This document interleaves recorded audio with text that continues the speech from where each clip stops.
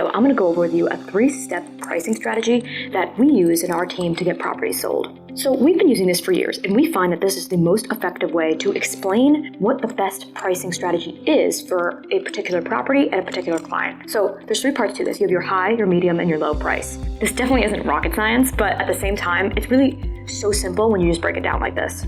So let's start off with the high price. Now, your high price is exactly what it is. It's the highest price that you want to get for your home. So maybe like a dream number, something that seems a little bit out of reach, but you would definitely sell if you get that price.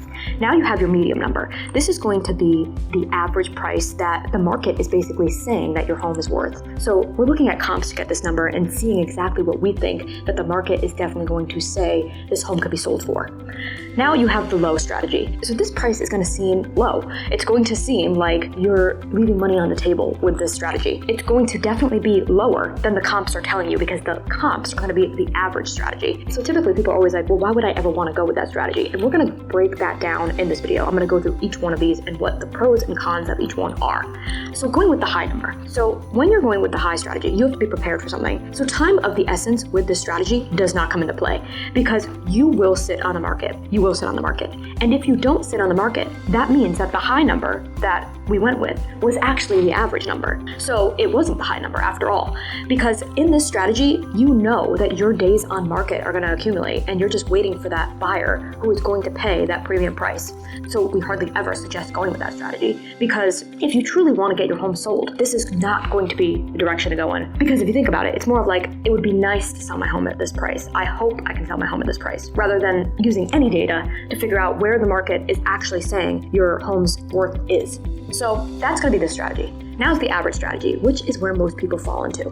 Now, this is going to be looking at the comps, seeing exactly what other people with similar properties are getting for their home, and pricing it right around that number or even at that number directly. Now, and like I said, most people are going to fall into this strategy. Now, something to keep in mind, what type of market are you in when going on the market? Are you in a buyer's or a seller's market? So in a buyer's market, this strategy can still be a little disappointing because there are most likely so many properties on the market that buyers have their pick of the choice here, and there's just not really any competition from the buyer side. So you may get an offer right away. If you don't get an offer within 2 weeks, especially within a month, then that number that you originally thought was average in that buyer's market is actually the high number, because in that buyer's market with that demand at that time, you're not getting any numbers. So with this strategy, you should be getting something within the first 2 weeks or a month for sure. Now in a seller's market, this number can become the low number because there might be a bidding war. There might be tons of showings on the property, a lot of interest. And then that's why I say it's very, very important when going over each of these pricing strategies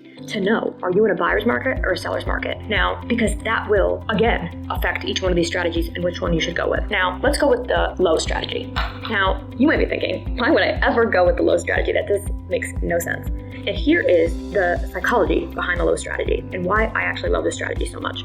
So when you price low, 2 things are going to happen. You are going to get a bidding war, so that's best case scenario. And I guess worst case scenario would be that you don't get a bidding war and maybe you get one offer on the property or the property just sits on the market. Now, bidding war strategy, great, that's what you want it to happen. So typically, when a bidding war happens on a property, you end up making more than if a bidding war didn't happen on that property. So even though you priced it low, if you got a bidding war and were able to drive the price up, you might actually end up getting more than if you put it in that average medium pricing strategy. So in that market, it actually did work for your favor because the low pricing strategy drove the price up anyway. Now, let's go over the second scenario, which is there's no interest, you're not getting any offers. So this is basically telling you that the price was not priced low. It actually could be the average price and you thought it was the low price.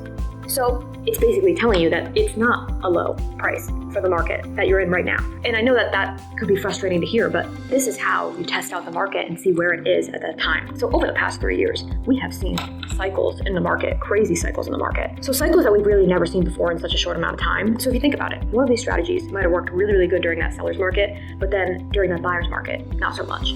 So that's why I think it's very, very important to sit down with your agent and figure out, am I in a buyer's market and a seller's market? And then once you figure that out, which one of these strategies makes the most sense with today's market. So if you are leaning towards the high or medium pricing strategy and you don't want to go with the low strategy, then think about, do you really want to sell? Or do you really need to sell right now? The answer to that most of the time is probably going to be no. And that's completely okay. We go to our clients all the time when they're selling a home and ask them, do you really want to sell? Do you want to take this off the market? And if the answer is yes, I want to take it off the market, or no, I don't want to sell, we are okay with that. Like, we want to work with people who we can truly provide value to, and maybe selling your home when you don't really want to sell it at a really low price is not valuable to you. That makes sense. That's completely okay. So that's why I really, really want you to take a look at your situation. I want you to take a look at what's going on in the market right now, because all of these factors are going to help you decide which pricing strategy is going to be best for you. Like I said, I really like the strategies down here, because if you really want to sell and need to sell, this is actually going to get you more money in the long run. And it might seem risky, but it's really, really testing the market and seeing where it really is. So I hope this helped you figure out exactly how we go about pricing on our team. So if you guys have any questions or any stories that you want to share about when you sold your property or put it on the market or something like that, please share it in the comments, because as always, I love hearing from you guys.